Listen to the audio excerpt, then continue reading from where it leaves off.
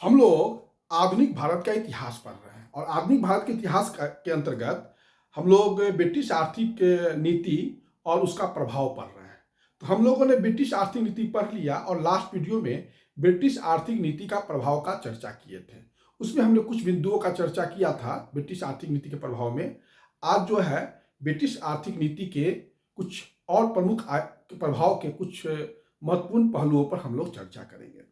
सबसे पहला चीज कि ब्रिटिश काल में अगर देखा जाए तो आधुनिक उद्योगों का विकास हुआ। ब्रिटिश काल में आधुनिक उद्योग का विकास हुआ। आधुनिक उद्योग का विकास हुआ। आधुनिक उद्योग में मुख्यतः अगर देखा जाए तो सूती वस्त्र और जूट का जो मिल है उसमें ज्यादा जो है रोजगार पैदा हुआ ब्रिटिश काल में। और एक डाटा है कि स्वतंत्रता के समय 40% लोग जो काम करने वाले लोग थे उनमें 40% लोग सूती वस्त्र के कारखाना में या जूट वस्त्र के कारखाना में काम कर रहे थे। आधुनिक उद्योगों का विकास के बारे में मैंने आपको जो है ब्रिटिश आर्थिक नीति में पढ़ाया था, इसलिए यहां पर मैं बहुत डेप्थ में चर्चा नहीं करूंगा, कुछ बिंदुओं पर हाईलाइट कर देता हूं। भारत में जो आधुनिक उद्योगों का सीमित विकास हुआ और ये औपनिवेशिक ढांचे के अंतर्गत हुआ।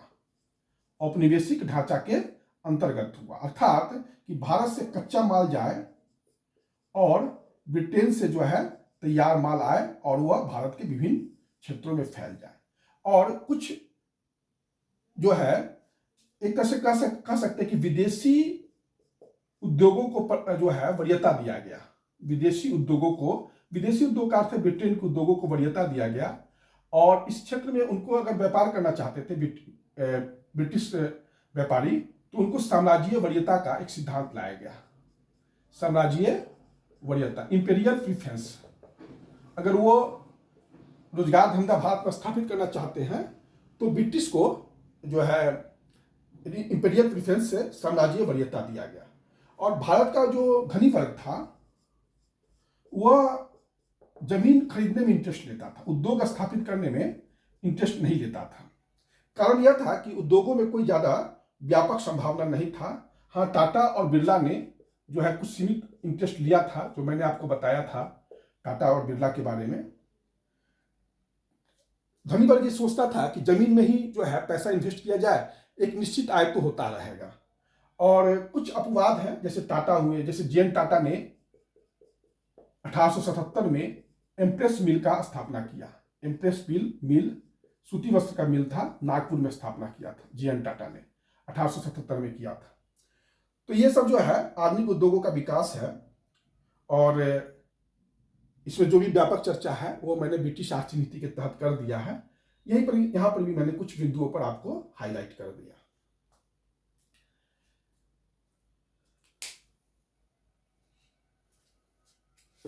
ब्रिटिश काल में हम लोग सबसे पहले इंपॉर्टेंट देखें किसानी की स्थिति। ब्रिटिश काल में किसानी की स्थिति देखें,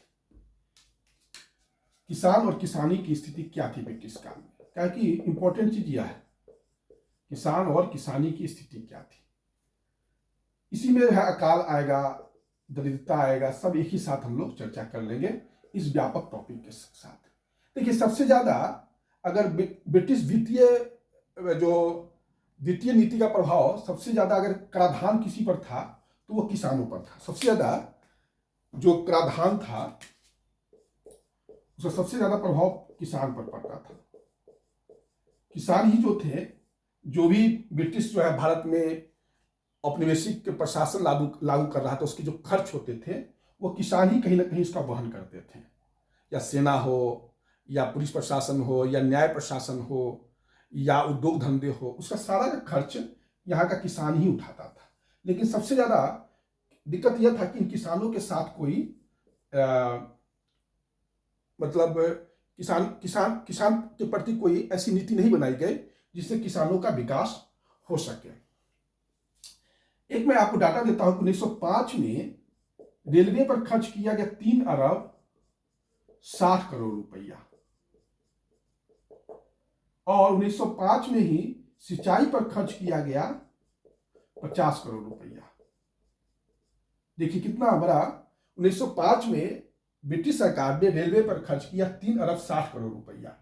वहीं सिंचाई पर जो कृषि विकास से जुड़ा हुआ था उस पर मात्र 50 करोड़ रुपया खर्च किया। तो यह ब्रिटिश ने ऐसा काम किया।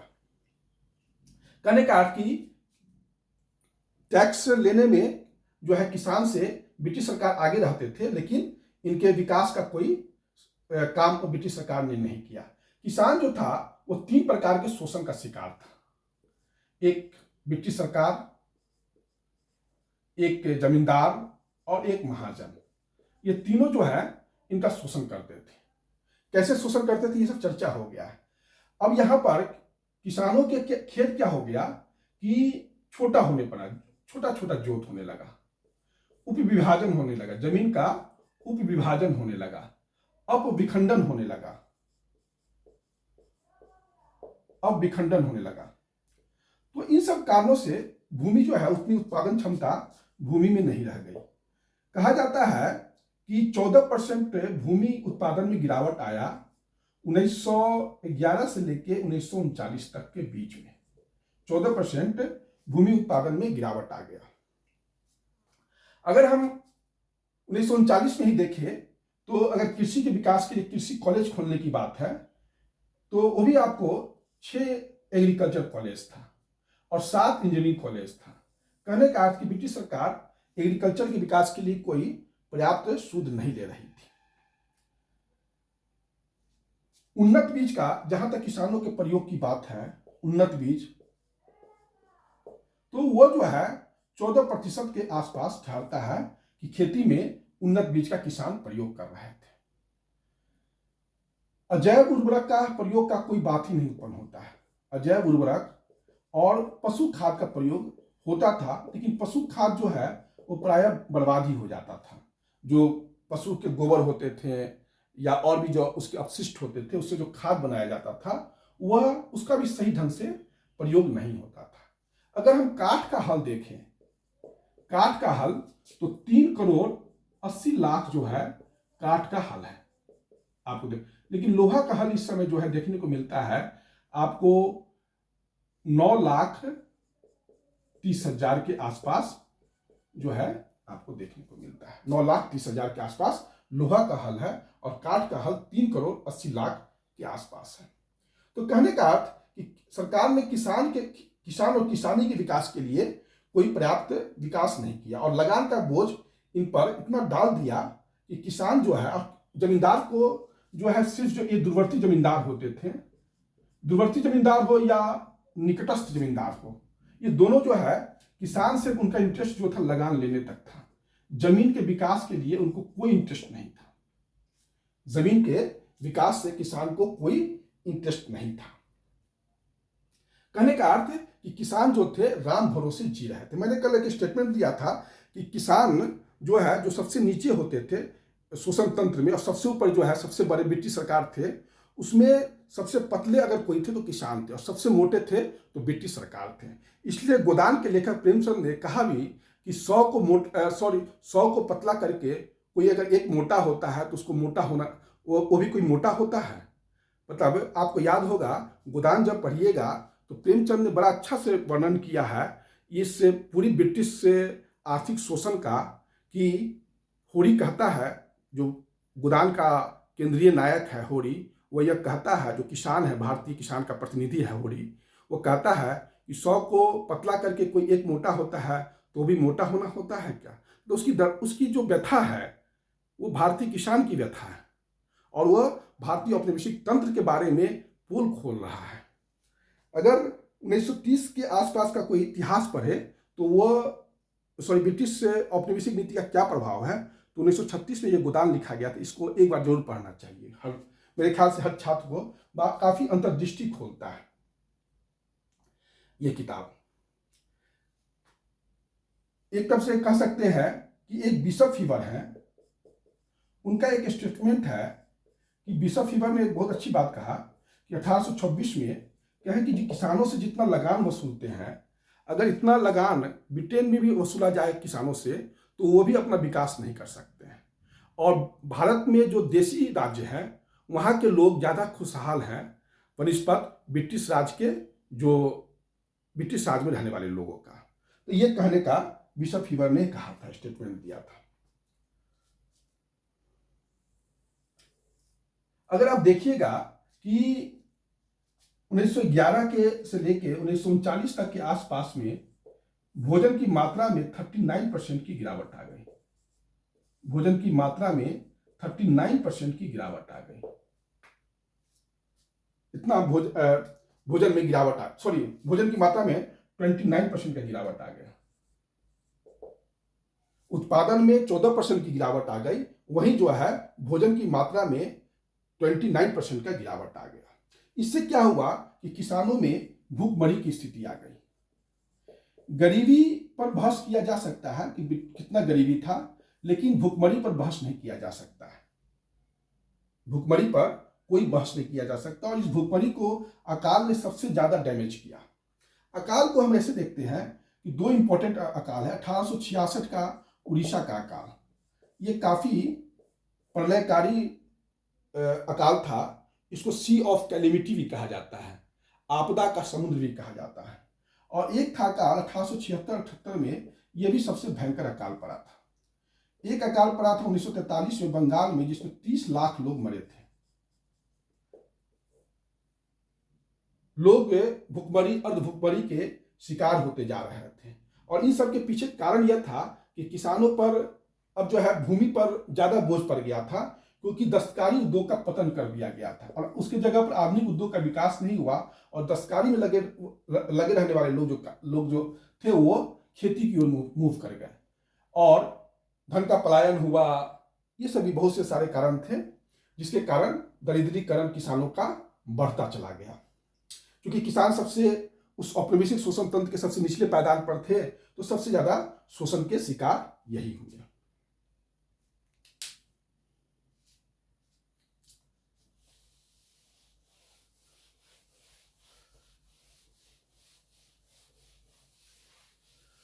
एक थे विलियम डिग्बी, एक थे विलियम डिग्बी। विलियम डिग्बी का कहना था कि 1854 से लेके और 1901 के बीच में भारत में अकाल से मरने वाले लोगों की संख्या का उन्होंने एक अनुमान लगाया, तो 2,85,25,000 2,2,8,5,2,5,0,0,0 ये इतने लोग अकाल से 1854 से लेकर 1901 तक मर गए। एक थे William Hunter, William Hunter imperial gazette के संकलन करता थे। इसको थोड़ा सा ध्यान में रखिएगा, पूछ सकता है परीक्षा में, इंपेरियल गजट के संकलनकर्ता कौन है, तो वो तो विलियम हंटर ही थे। इन्होंने कहा कि भारत में 4 करोड़ लोगों को पर्याप्त भोजन नहीं मिलता है। 4 करोड़ लोगों को पर्याप्त भोजन नहीं मिलता है। तो यह भारत में किसानों की या आम लोगों की स्थिति थी। और यही सब जो है आपका कुछ इंपॉर्टेंट बात है जो सामूहिक रूप से किसान, किसानी, अकाल और दरिद्रता के बारे में कहा जा सकता है। लेकिन आखिर इसका निष्कर्ष क्या निकाला जाए? क्या यह भारत में प्राकृतिक संसाधन की कमी थी? नहीं, भारत में प्राकृतिक संसाधन की कमी नहीं थी। भारत एक गरीब देश था, भारत एक अमीर देश था और ब्रिटेन वासी ने भारत को गरीब बना दिया, यहाँ के लोगों को गरीब बनाया। लेकिन प्राकृतिक संसाधन से यह जो है एक बहुत ही आप कह सकते हैं कि उम्दा देश है। दूसरा इंपॉर्टेंट बात कि क्या यहाँ के लोगों में चारित्रिक कमी थी? काम करना नहीं चाहते थे, ऐसी बात नहीं थी, चारित्रिक कमी नहीं थी। तो आखिर क्या कारण था? क्या यह ब्रिटिश पूर्व आर्थिक नीति का नतीजा था? ब्रिटिश पूर्व काल था मुगल काल तक? तो नहीं, मुगल काल तक भारत एक धनी कंट्री था विश्व में। और मैंने आपको बताया था कि व्यापार संतुलन भारत के अनुकूल ही था। विश्व व्यापार में इसके सामानों की बहुत बड़ी भागीदारी थी, लगभग 30% के करीब भागीदारी थी। एक तरह से कह सकते हैं, मैं यह स्पष्ट रूप से कहना चाहिए कि अंग्रेज जब तक भारतीय उपमहाद्वीप में एंट्री नहीं किए थे, भारतीय उपमहाद्वीप का अर्थ हुआ भारत और भारत के जो उपमहाद्वीप है और चीन में एंट्री नहीं किए थे, तब तक विश्व व्यापार संतुलन भारत और चीन के पक्ष में था। लेकिन जैसे ही इन्होंने एंट्री किया तो भारत और चीन जो है सबसे गरीब देश हो गया। एक थे कॉलिन क्लार्क थे। उन्होंने कहा 1911 के आसपास या 1911-13 के आसपास या 14-15 के आसपास, सॉरी, इस कॉलिन क्लार्क जो एक अर्थशास्त्री थे, उन्होंने कहा कि सेकेंड वर्ल्ड वॉर के पहले भारत और चीन के जो लोग थे वो विश्व में सबसे गरीब थे, विश्व के सबसे गरीब लोग थे। भारत के लोगों की आय से 5 गुना ज्यादा ब्रिटेन के लोगों की आय थी और 5 गुना ज्यादा ब्रिटेन के लोगों का आय थी। भारत में 32 साल लोगों का जीवन आयु था, मतलब औसत जीवन आयु था 32 साल। और उस समय यूरोप और पश्चिमी यूरोप में और इंग्लैंड में लोगों की औसत आयु 60 वर्ष थी। लोग हमारे यहाँ 32 साल, काफी लोग आप देखिएगा उस फेज में हार्डली जो है 36-40 तक वो चले जाते थे। तो ये सब एक डाटा है। तो इस और ये ब्रिटिश सरकार के कर्मों का नतीजा है। तो ये ब्रिटिश पूर्व नीति अतीत का कारनामा है। हमारे यहाँ गरीबी तो नहीं, मुगल काल, चाहे मुगल काल से पहले जो भी था वहाँ पर व्यापार संतुलन और भारतीय ग्रामीण जीवन और शहरी जीवन काफी उन्नत स्थिति में था। ब्रिटेन ने अपनी औपनिवेशिक नीति से जानबूझकर भारत की आर्थिक ढांचा को ब्रिटेन के आर्थिक ढांचा के अधीन रखा और सामाजिक नीतियों को इस तरह निर्धारित किया कि वह आर्थिक रूप से फायदेमंद हो। तो यही हम कुछ निष्कर्ष पर आते हैं। तो यही है भारत का ब्रिटिश का आर्थिक नीति। एक चीज याद रखिएगा कि ब्रिटेन में और पश्चिमी यूरोपीय देश में देखिएगा 1850 के आसपास ही औद्योगिक क्रांति शुरू होती है। और यह बहुत संयोग की बात है कि 18 इसी के आसपास अगर आप देखिएगा तो बंगाल भी जीता जा सकता। अगर 1850 के आसपास ब्रिटेन में चाहे पश्चिमी यूरोपीय देश में औद्योगिक क्रांति काफी तेज होता है। और इसी समय पर देखिएगा कि जो भारत में भी जो है बंगाल को तो 1757 और 1764 में जीत दिया गया ब्रिटेन की औद्योगिक क्रांति के प्रारंभिक फेज में ही।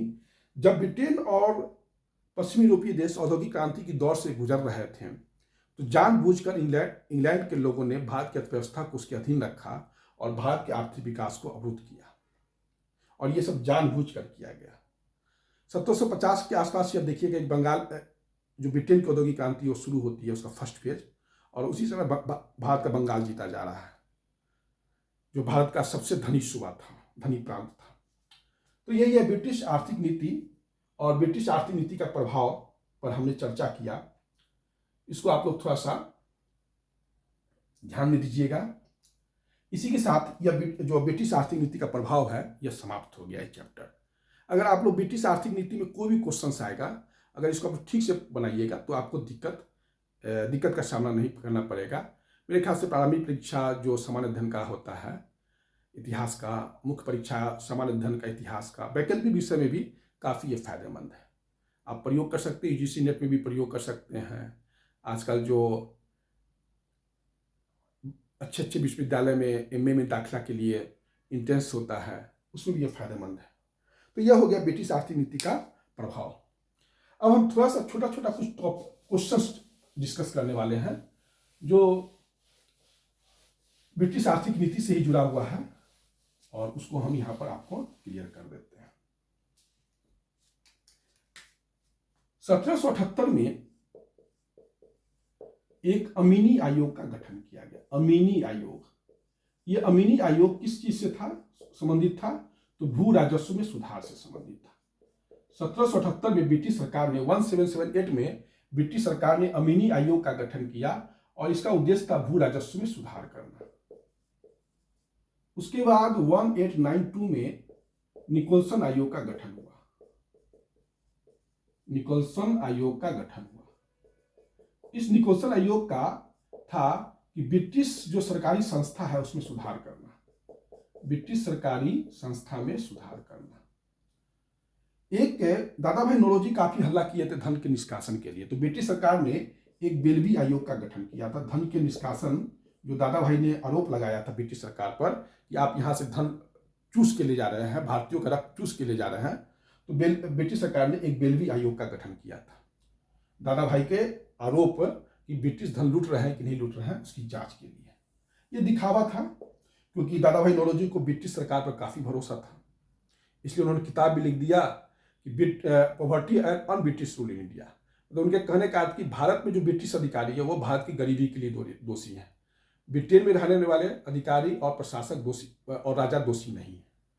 लेकिन यह उनका राजनीतिक, आप कह सकते हैं कि अपरिपक्वता का प्रमाण था, जो बाद में साबित भी हो गया। उसके बाद 1928 में लिन-लिथगो आयोग का गठन हुआ। लिन-लिथगो आयोग का ये कृषि से संबंधित था, कृषि सुधार से संबंधित था। 1934 में एक सप्रू कमेटी का गठन किया गया, सप्रू आयोग का। और सप्रू आयोग का जो काम था बेरोजगारी में सुधार करना, जो भारत में बेरोजगारी बढ़ रही है उसमें सुधार करना। और 1940 में एक फ्लाउड कमीशन था, फ्लाउड कमीशन। और ये फ्लाउड कमीशन का गठन इसलिए किया गया था, इसका रिपोर्ट था कृषि से संबंधित था, कि बंगाल के लिए किया गया था। 2/3 जो है उत्पादन का बटाईदारों को दे देना है। फ्लाउड कमीशन ने 1940 में रिकमेंडेशन किया कि 2/3 हिस्सा उत्पादन का बटाईदारों को दे देना है। तो ये सब थोड़ा सा आयोग के कृषि संबंधित कुछ जो ब्रिटिश अति था उसको मैंने आपको यहाँ पर क्लियर कर दिया। इसी के साथ यह वीडियो, अच्छा एक बार मैं और डिस्कस कर देता हूँ। 1778 में अमीनी आयोग भू राजस्व में सुधार के लिए, 1892 में निकोलसन आयोग ब्रिटिश सरकारी संस्थाओं में सुधार के लिए कमेटी गठन किया गया था। बेलवी आयोग दादा भाई नौरोजी ने जो ब्रिटिश सरकार पर आरोप लगाया था कि धन जो है लूट रहे हैं आप लोग, उसी की जांच के लिए। 1928 में कृषि में सुधार के लिए लिन-लिथगो आयोग। 1934 में तेज बहादुर सप्रू आयोग का गठन किया गया, जो बेरोजगारी के मुद्दे पर अपना रिपोर्ट देता। 1940 में फ्लाउड कमीशन का गठन किया गया, जो यह कहा कि 2/3 जो है उत्पादन का हिस्सा बटाईदारों को देना होगा। तो यही सब है आपका, और इसी के साथ मैं ये वीडियो समाप्त कर रहा हूँ। अब ब्रिटिश आर्थिक नीति और उसका प्रभाव का जो टॉपिक है वो आपका समाप्त हो गया है। अब हम एक नए चैप्टर के साथ पुनः प्रस्तुत होंगे। धन्यवाद।